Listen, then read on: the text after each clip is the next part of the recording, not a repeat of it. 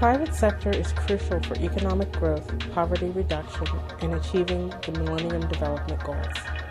Its interventions contribute to employment creation and other entrepreneurial opportunities that poor people benefit from. In a lot of middle and low-income countries, the private sector is dominant, particularly in the medium and small enterprise sector, comprising up to 72% of non-farm employment in some cases. The private sector also often provides and delivers services in education and health, which benefit poor people, and generates finances and delivers infrastructural services, which are essential for growth and poverty reduction.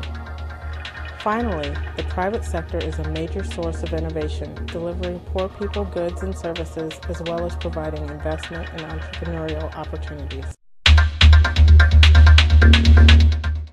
Poverty maps are used to target interventions to poor people, as well as to assess how well interventions are reaching the poor.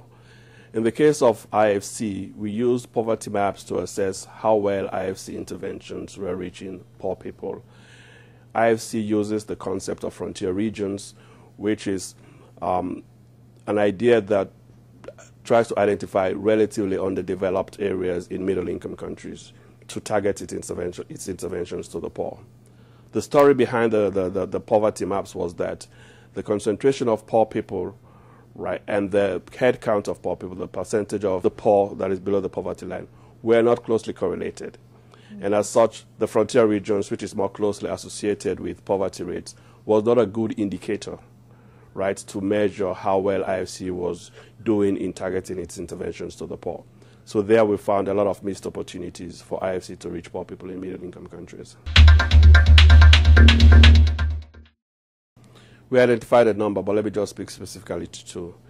In one large African country, IFC supported a microfinance bank that introduced a number of innovative products, particularly on savings deposits, and these had to do with not requiring minimum deposits to open a savings account, not requiring customers to provide references for opening savings accounts. And these innovations were credited with improving access of poor people to savings, particularly savings deposits in these countries.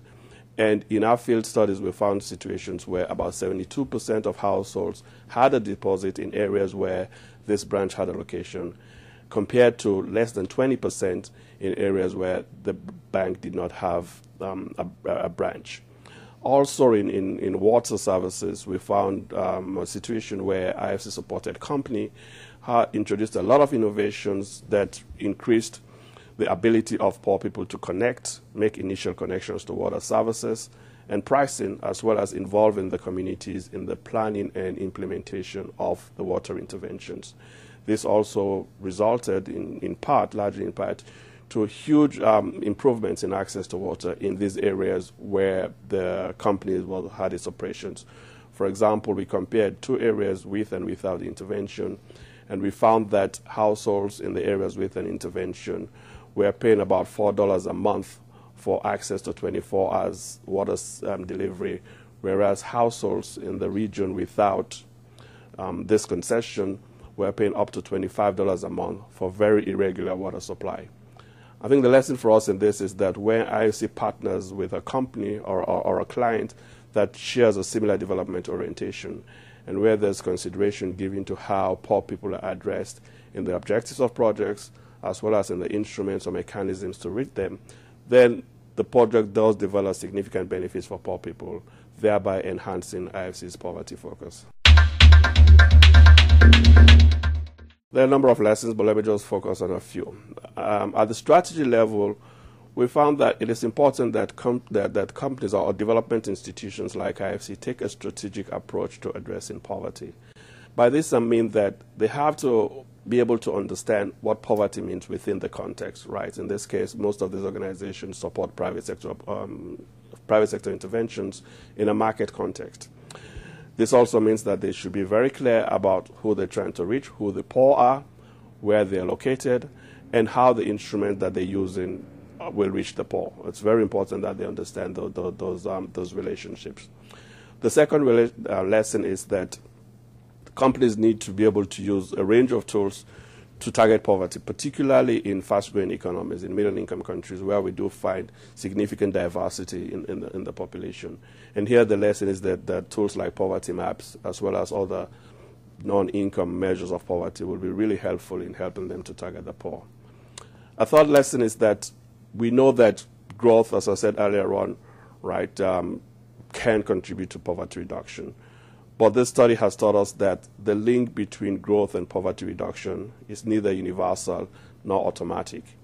This means that companies and institutions like IFC need to have a very clear framework of how the institutions are addressing distributional and poverty issues.